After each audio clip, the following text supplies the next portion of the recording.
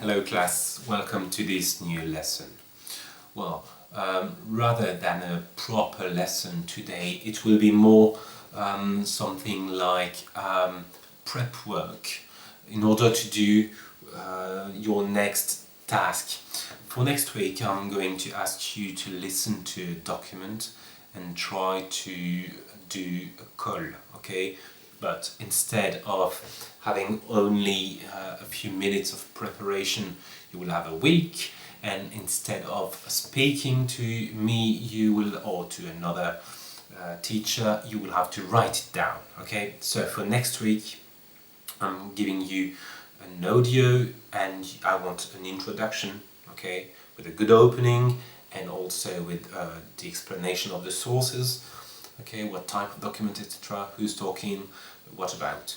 Then I would like you to sum it up, okay, and then I would like two parts, okay, two issues, two problems, two topics that you think would be important to discuss.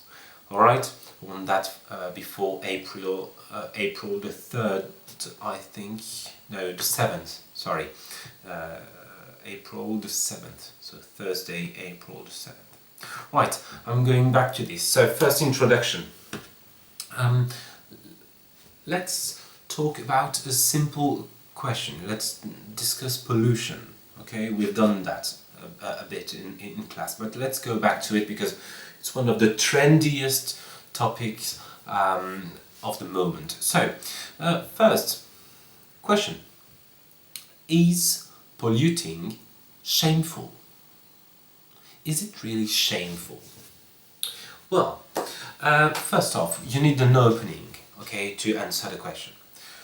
When you talk about pollution, there are many examples that come to mind. You can think of people. For example, you can think of Greta Thunberg. Many people discussing pollution and environment will mention Greta Thunberg. That's good. You can also think about, I don't know, some hashtags and campaigns, viral campaigns made by citizens who pick up garbage in their cities or in some public places. That's excellent. But why not try to be original? And in the translating work that you had to do this week, I asked you to think about space junk. So that's pollution in space, pollution in orbit around the Earth. And that's original, okay, because that's not something that we think about very often when we mention pollution. And we'll see that in a moment. And, well, also, it is the future, okay? That's one of the questions, the environmental questions that are being asked or are just starting to be asked in discussions. So that's really important. So yeah, when you think of a pollution, you think of all of that, okay? Oceans, you think of campaigns to recycle and to use the garbage, anything. You think of the differences between rich countries and poor countries. You think about many things, but you need to be surprising, okay? Keep the common examples for the rest of your essay. But in the opening, you need something that is not a shock, but a surprise at least, okay? So why not think and talk about space pollution? Now, if you do that, if you say that humans, after they polluted the Earth, the planet, now are sending their trash into space, well, that could bring you to a conclusion at the end, saying, yeah, it's shameful to pollute, but humans are shameless. And they even go to the extent of sending their trash into space. Okay, so that could be a good way to complete the circle from your introduction to your conclusion. All right. But now, if you want to discuss space pollution, not in your opening, but in your essay, in the development, okay, part 1 or 2, you need to learn the information that you can find in the article you had to translate about Starlink and Elon Musk's satellites. You should also know that the first satellite ever sent to space was sent to space by the USSR. Okay, the USSR, the Soviets. It happened in 1957, so right at the beginning or in the middle, in the first third of the Cold War. Right. Since then, thousands of satellites have been sent into orbit, and by numerous countries. And that's interesting because these satellites pollute.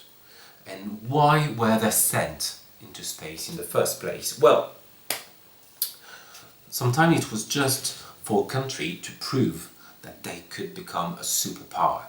Okay, so it was a really chauvinistic, jingoistic, nationalistic interest. Okay? 2, for scientific reasons. The Hubble Space Telescope into space, the ISS, International Space Station, for example, okay, sent by supranational entities for exploration and scientific interest. And sometimes it's for other reasons. Sometimes it concerns private business, okay? Communication satellites, weather satellites, radio, television, and even 27 satellites for the GPS system, or the GPS, okay? I mentioned business. We'll stop discussing satellites and pollution for a moment, for a few seconds, a few minutes, because I would like to focus on the word business. You have difficulties in choosing the right word to translate the French word entreprise. The most useful way, and your first choice should be company. Okay, one company, a company. C-O-M-P-A-N-Y. Plural, 2 companies. C-O-M-P-A-N-I-E-S. Right? Companies. You should also use, if you don't want to repeat yourself, use business. Okay, a business, 2 businesses. That's a general word, okay, for companies. I strongly advise you not to use firm, corporation, enterprise. Okay, these are very, very different. Enterprise is not really used. Corporation is something different. Firm, no. Okay, company and business. Companies and businesses in the plural. Okay, so stick to that. Companies and business. Right. Let's go back to our space pollution. There are many reasons, as I've said, to send satellites into space. And the advantage with space is that it is vast, it's big, it's massive, it's infinite. Alright? But these satellites are used for human interest. So they are sent mostly in orbit around the Earth. And that's not that vast a territory now. It is immense, but not that immense. And satellites, after a while, after years of being used, well, as any device, technological device, at some point they stop working. And when they stop working, they keep orbiting the Earth. And so there's some sort of a traffic jam now, okay? Too many satellites. And it causing many problems, as you've read in the article, okay? It's difficult to observe space now. Many problems when scientists analyze the sky, okay, see the sky, watch the sky. And yeah, so that's a problem. But it's not something that we've discussed a lot for the moment, because space is vast, but it's also far, very far away. And until now, it was not a pollution that you and me could see. Pollution in space is hidden, okay? So, is it shameful to pollute in space?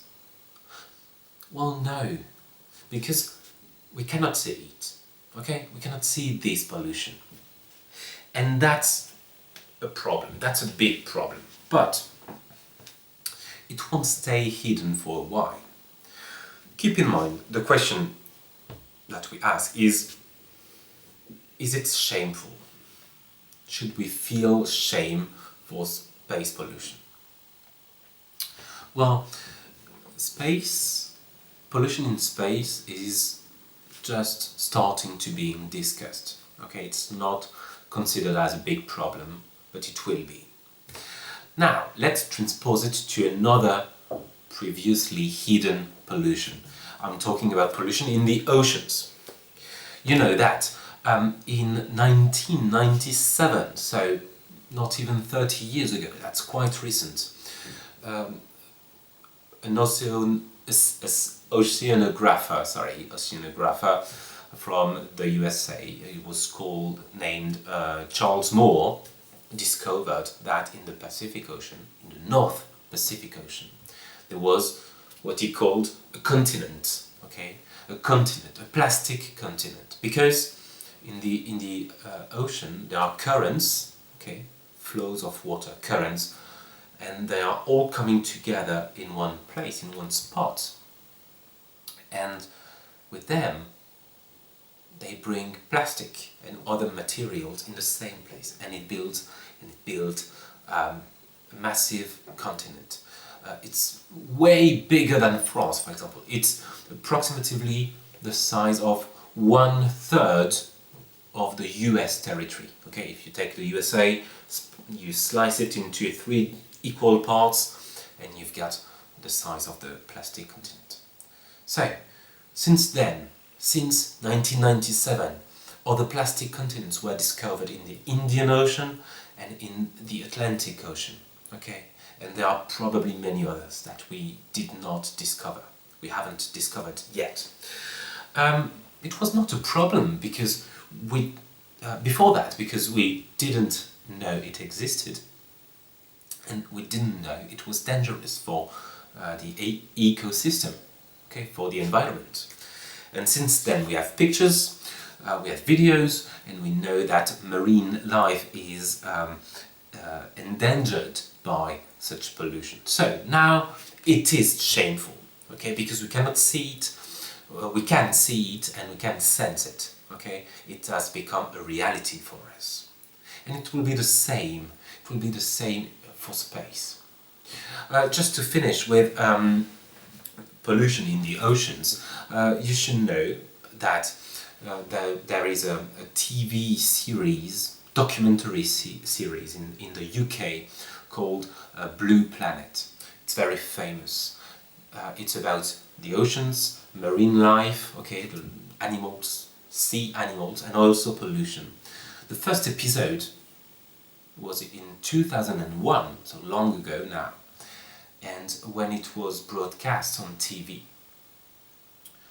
30% of the people in the UK watched it.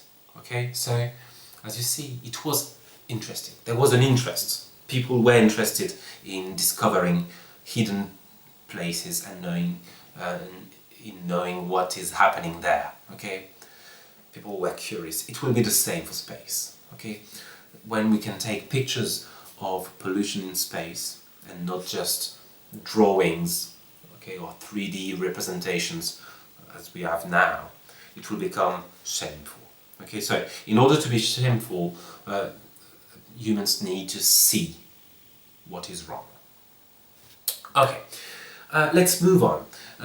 You should also know, it's not the English-speaking world, but anyhow, in some countries like Sweden, okay, there is a word that was invented to call a person, to define a person who says he's traveling in a train but secretly takes the plane.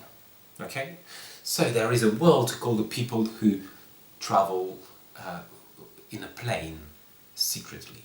Why secretly? Because now in Sweden it has become shame to use the plane because it pollutes a lot because of the kerosene. Okay? And because it is a trend in Sweden, it's very likely that it will become a trend in Europe and in the world very soon. Okay? Soon we are going to be ashamed of using the plane for domestic traveling. Okay, traveling inside a country.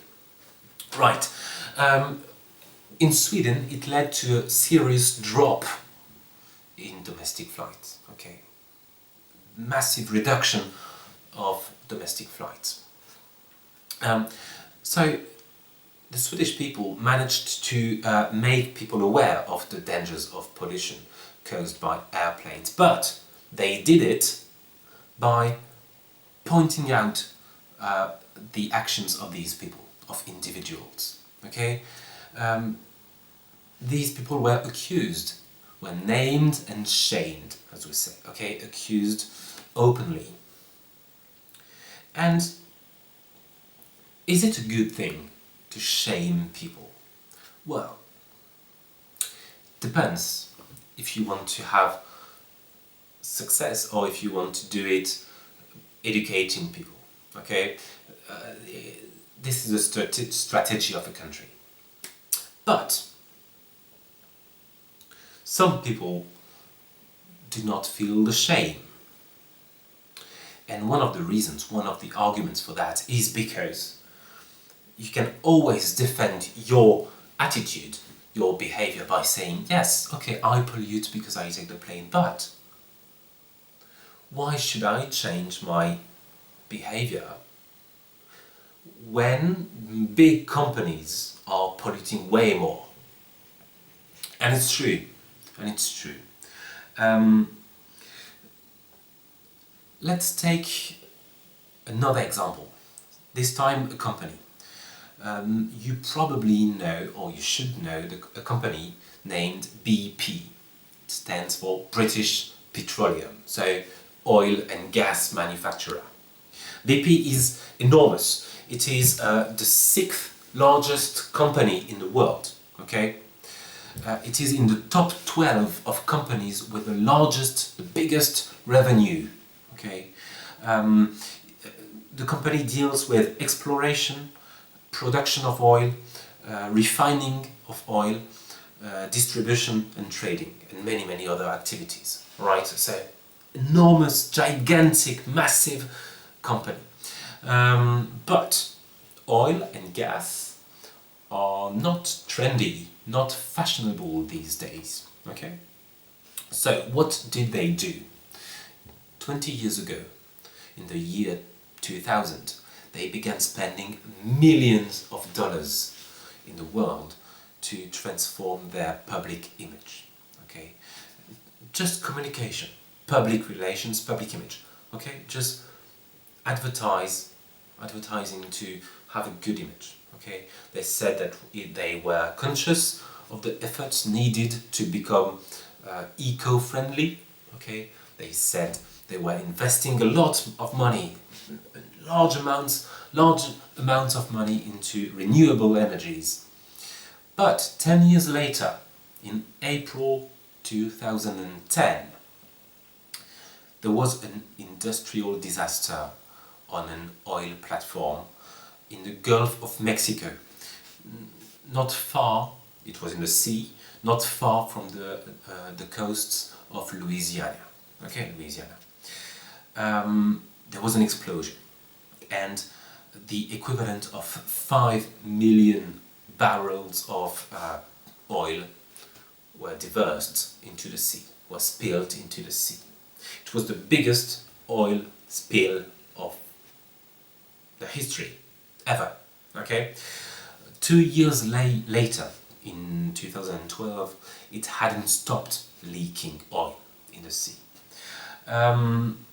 It had a massive impact on marine life and on the ecosystem, etc. Okay, very, very damaging to the environment and to animals, of course. It was discovered that BP, the company responsible for the platform, had decided to cut the fundings of security measures on the platform. Okay, so all the public image building was destroyed after this event. As you can understand, they had to pay a fine of $4.5 billion, and then they had to spend $500 million more to build a new public image. Okay, but today it is still a flourishing company, a big company, and they didn't change anything.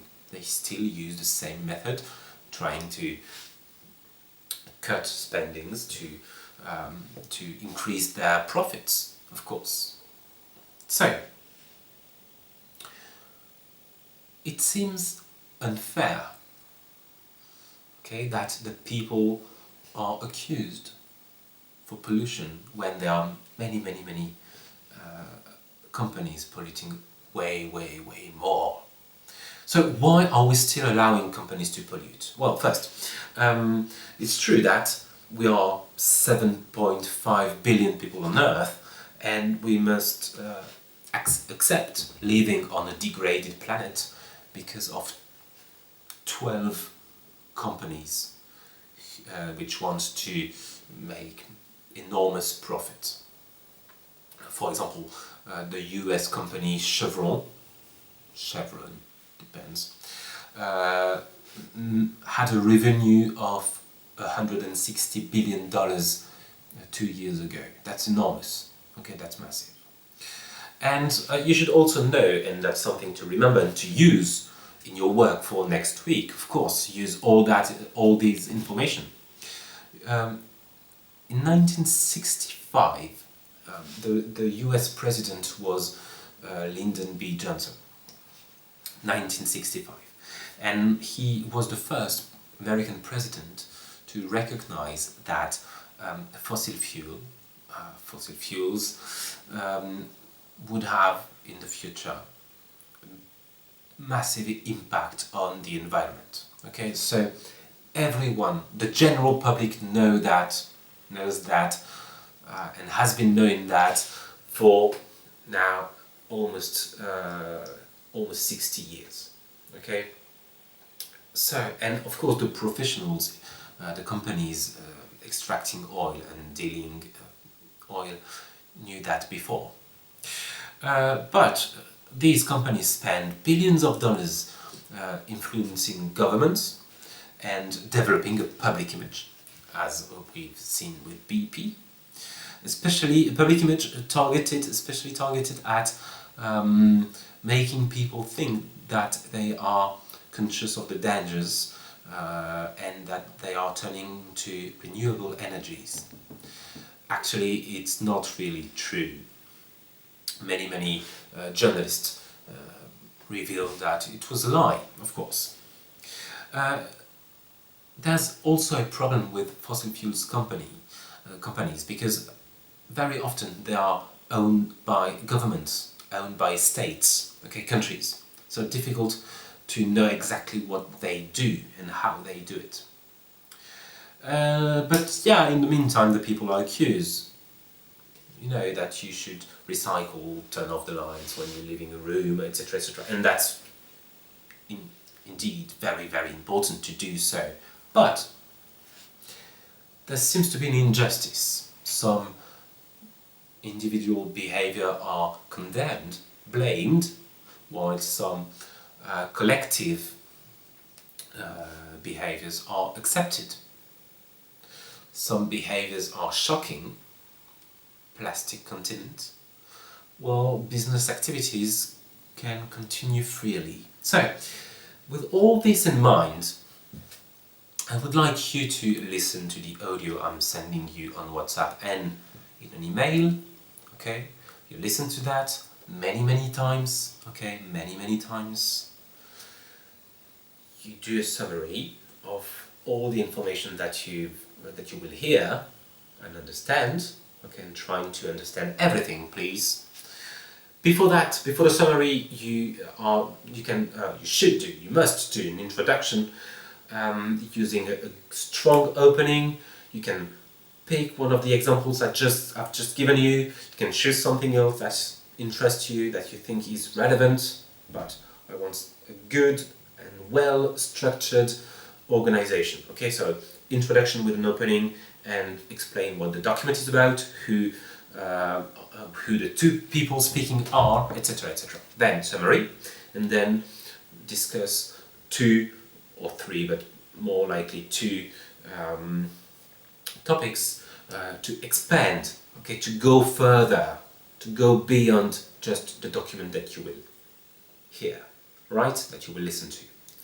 If you have any question on the method, feel free to ask. Use the WhatsApp group, it's made for that, okay? But more especially, do your job, because only a few of you send me their work. So I assume that the rest doesn't do anything. And if this continues, I will stop sending the links to the videos and to the work to the students in your class that is not present in the live videos, and to the people who don't send me their work, okay? Only a small minority of you will have the work, and the rest of you, you do what you want. But, you know, it will have a massive impact on the end of the year and on the decision that your teachers, so including me, will have to make to let you go in or to ECE1 or not, okay? So, do your work, do it. If you have any problem doing it, send me a message, ask me your questions, I can explain everything, but do your job. That's quite important. Right, having said that, I know that most of you will be serious and will do the right thing, so yeah, don't be afraid to ask questions and send me your job, send me your work, send me your homework. Right, I'll see you tomorrow, that will be Thursday the 30th, to do the live correction on the translating work, space junk. Right, see you, goodbye.